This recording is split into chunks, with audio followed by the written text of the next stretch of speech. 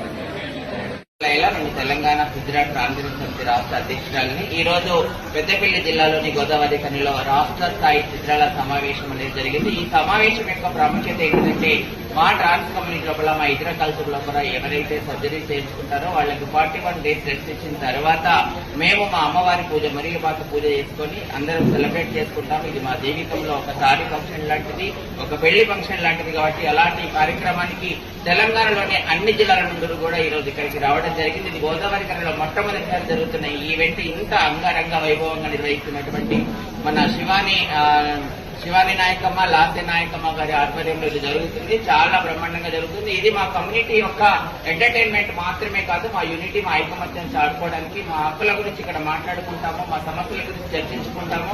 అట్లాగే ఇప్పుడు ప్రభుత్వం మనకి ఏం చేయాలి, నెక్స్ట్ ఏం చేయబోతుందనే దాని గురించి ఈ సమావేశంలో చర్చించుకోవడం జరుగుతుంది.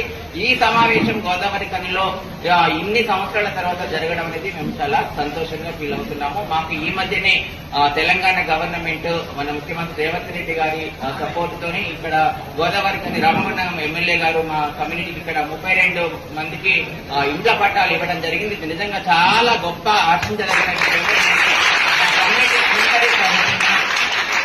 మా ట్రాన్స్ కమ్యూనిటీ అందరి తరఫున మన తెలంగాణ రాష్ట్ర ముఖ్యమంత్రి వర్యులు రేవంత్ రెడ్డి గారికి, మన కాంగ్రెస్ ప్రభుత్వానికి, అదేవిధంగా మన రామగుండం ఎమ్మెల్యే గారికి మేము మన